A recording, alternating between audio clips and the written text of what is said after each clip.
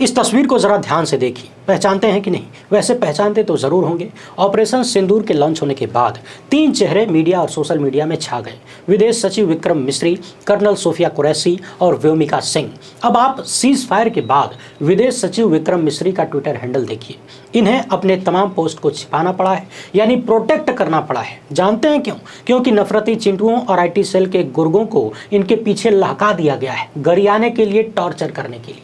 यानी जो व्यक्ति अपने भारत के लिए, अपने देश के लिए हर कदम पर हर तरह से तैयार है, सब कुछ कर रहा है, उसे इस कदर टॉर्चर किया जा रहा है कि अपने अकाउंट को प्रोटेक्ट करना पड़ रहा है, छिपाना पड़ रहा है। और न सिर्फ उन्हें बल्कि उनकी बेटियों को लेकर, उनके परिवार को लेकर जो हरकतें सामने आई हैं वो हम सबको शर्मसार करने वाली है। पूरी घटना पर बात करेंगे। उधर जियोपॉलिटिकल एक्सपर्ट ब्रह्म चेलानी ने इस सीज फायर पर गजब का फायर किया है और जो कह रहे हैं वो अपने आप में बड़ा महत्वपूर्ण है, चिंता का विषय है।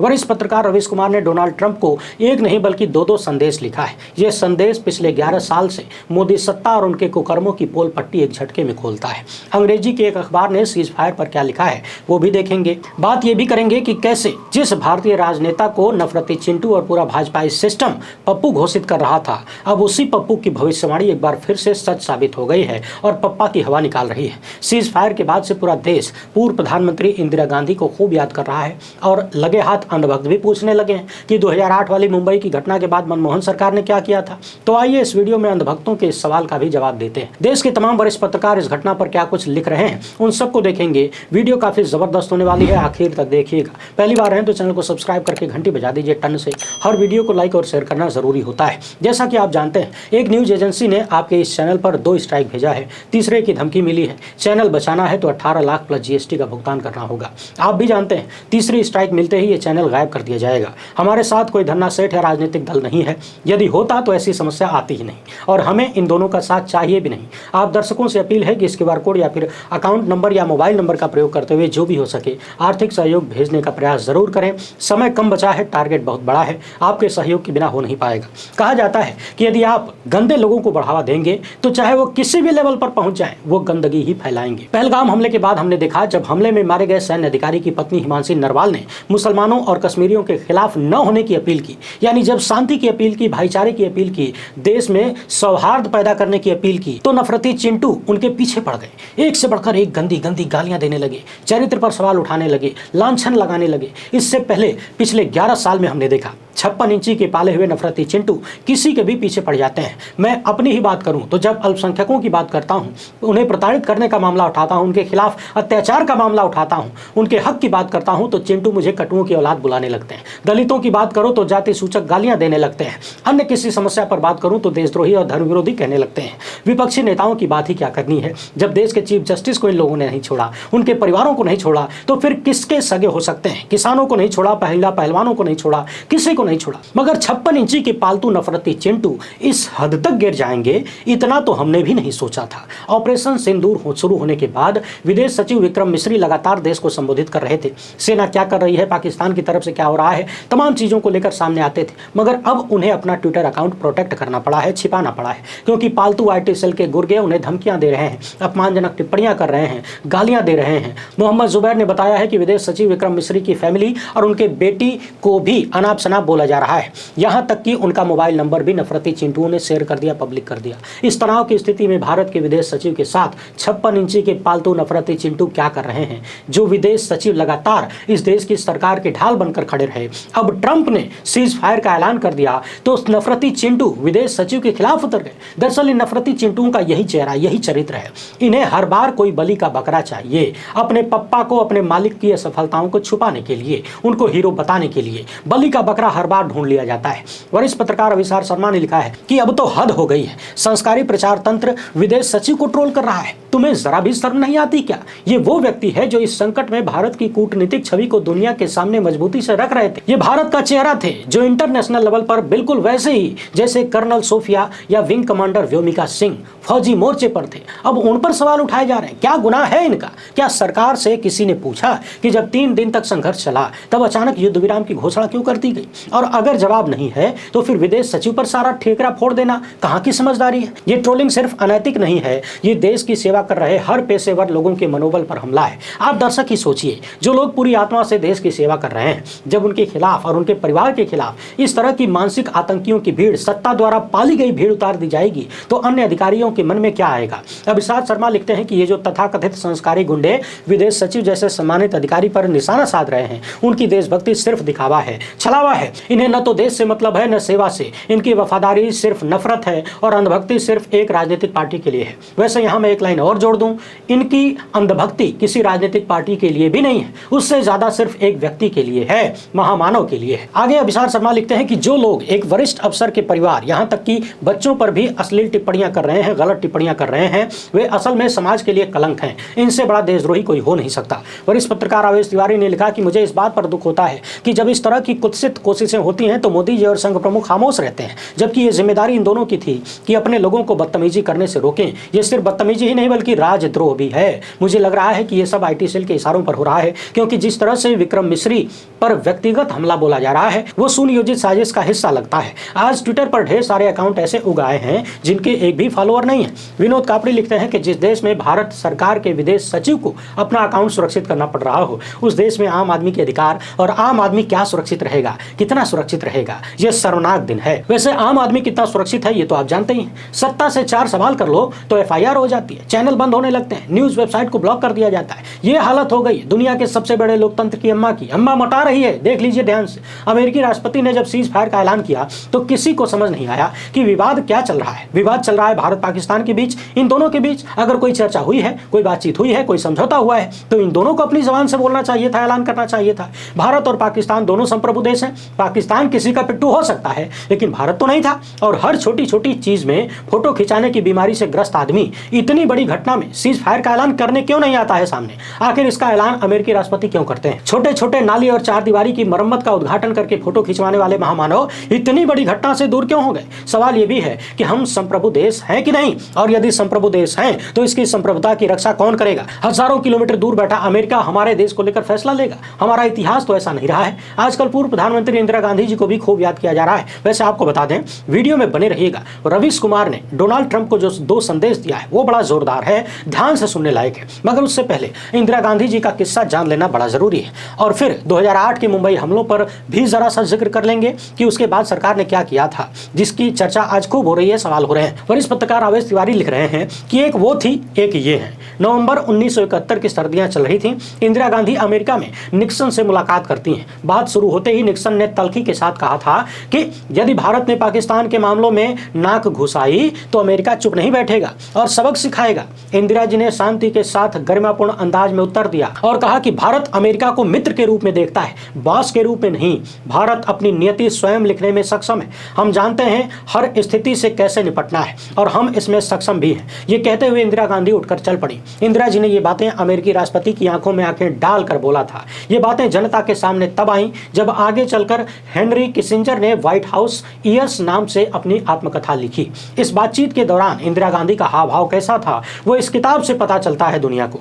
आगे हुआ यूं कि उस दिन जो घोषित कार्यक्रम थे उसमें राष्ट्रपति, अमेरिकी राष्ट्रपति के साथ भारतीय प्रधानमंत्री इंदिरा गांधी को संयुक्त रूप से मीडिया को संबोधित करना था, किंतु बैठक से बाहर आते ही इंदिरा गांधी ने कार्यक्रम को निरस्त कर दिया, निरस्त घोषित कर दिया। यानी भारत की प्रधानमंत्री अमेरिकी राष्ट्रपति के साथ होने वाले कार्यक्रम को निरस्त करती हैं। और आज की स्थिति ऐसी है जब आरोप लगता है कि प्रधानमंत्री मोदी अपने लोगों को भेजकर विदेश में जुगाड़ लगाते हैं कि अमेरिकी राष्ट्रपति के शपथ ग्रहण कार्यक्रम में इनको भी न्योता मिल जाए, और नहीं मिलता है। इसके बाद इंदिरा गांधी सीधे अपने कार की तरफ चली जाती हैं। एक अधिकारी ने पूछा कि मैडम प्राइम मिनिस्टर, क्या आपको नहीं लगता कि राष्ट्रपति के प्रति, अमेरिकी राष्ट्रपति के प्रति आपको कुछ और धैर्य का प्रदर्शन करना चाहिए था, कर सकती थी? तो इंदिरा गांधी का जवाब था कि आपके बहुमूल्य सुझाव के लिए धन्यवाद। भारत विकासशील देश अवश्य है, किंतु हमारे हमारी रीढ़ की हड्डी सीधी और मजबूत है।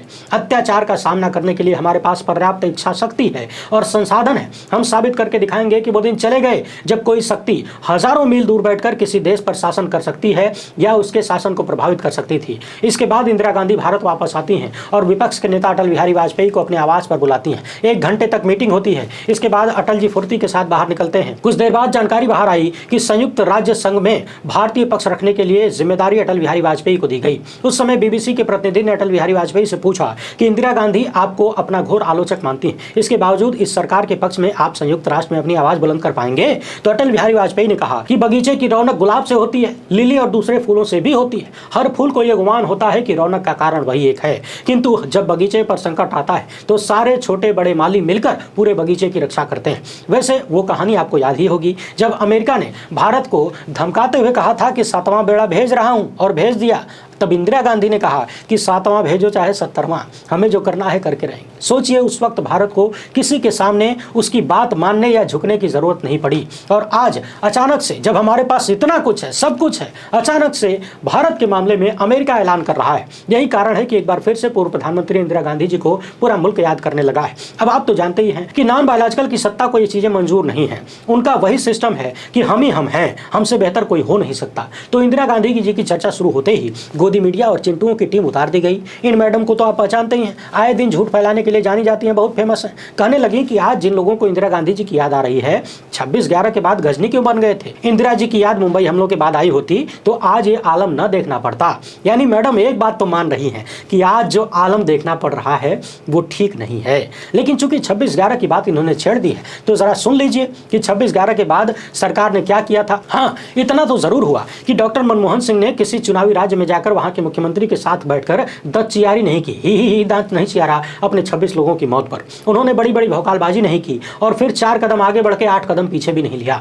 जब 26/11 हुआ तो सभी आतंकियों को ढूंढकर मारा गया, अजमल कसाब को जिंदा पकड़ा गया। यह हमारे सुरक्षा बलों की रणनीतिक दक्षता थी। कसाब की गिरफ्तारी के बाद पूरी न्यायिक प्रक्रिया के तहत मुकदमा चलाया गया। यह भारतीय लोकतंत्र का सबूत था। अंतर्राष्ट्रीय स्तर पर पाकिस्तान को बेनकाब किया गया। कसाब और हमले से जुड़े पूरे सबूत दुनिया के सामने रखे गए और पूरी दुनिया को बताया गया कि पाकिस्तान परस्त आतंकवाद कैसे भारत को परेशान कर रहा है। दुनिया के अलग अलग वैश्विक मंचों पर भारत ने पाकिस्तान को अलग थलग कर दिया। और अभी का हाल क्या है, जरा एक लाइन याद कर लीजिए। पाकिस्तान बार बार कह रहा है कि मैं जांच में सहयोग करने को तैयार हूं, पहले आप सबूत तो दीजिए कि जो आतंकी गए थे वो हमारे थे। हमने क्या किया? कुछ भी नहीं।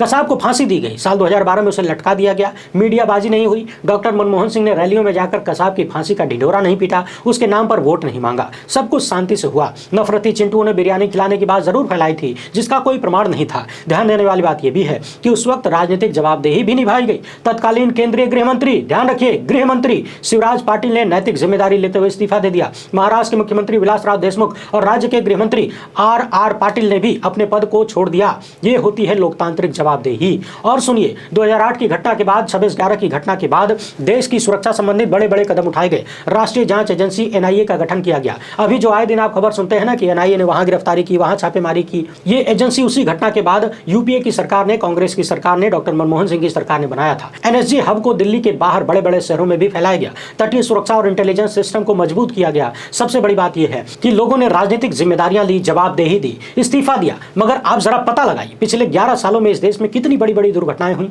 आतंकी घटनाओं से लेकर रेल दुर्घटनाएं तक। क्या मोदी सत्ता के किसी मंत्री ने इस्तीफा दिया? उरी से लेकर पहलगाम तक, पुलवामा से लेकर चीन वाले कांड तक कोई इस्तीफा नहीं हुआ, कोई जिम्मेदारी नहीं, कोई जवाबदेही नहीं। हर बार झूठ और गोदी मीडिया के सहारे, नफरती चिंटुओं के सहारे जिम्मेदारियों से भाग लेने की, दुम दबाने की कोशिश हुई। और ध्यान रहे, लोग जिम्मेदारियों से भागते हैं, जो लोग जिम्मेदारियों से भागते हैं उनसे बड़ा निकम्मा और नकारा कोई हो नहीं सकता। उन्हें डरपोक भी कहा जा सकता है। वीडियो में बने रहिएगा, आगे कुछ और महत्वपूर्ण बातें हैं। पहले ये देख लेते हैं कि वरिष्ठ पत्रकार रवीश कुमार ने ट्रंप को कौन सा संदेश दिया है। 8 तारीख की रात को गोदी मीडिया ने किस तरह से रिपोर्टिंग की, ये तो आपने देखा ही। पूरी दुनिया में इस बात की चर्चा हो रही है कि जो बात सेना को मालूम नहीं, भारत को मालूम नहीं, पाकिस्तान को मालूम नहीं, भारतीय गोदी मीडिया को मालूम चल गई थी। गोदी मीडिया ने बता दिया कि भारत की सेना ने इस्लामाबाद पर कब्जा कर लिया है, 5 घंटे में पाकिस्तान खत्म हो जाएगा, और न जाने क्या क्या हो चुका था। अब रवीश कुमार लिखते हैं कि आदरणीय ट्रंप जी, धन्यवाद है आपका कि आपने 8 मई की रात को सीज फायर की घोषणा नहीं की, वरना गोदी एंकर इस्लामाबाद से सीधे वाशिंगटन पहुंच जाते और वहां पहुंचकर एक एंकर विस्कासिन का गवर्नर बन जाता, एक तो व्हाइट हाउस से आप ही को निकाल के बाहर कर देता,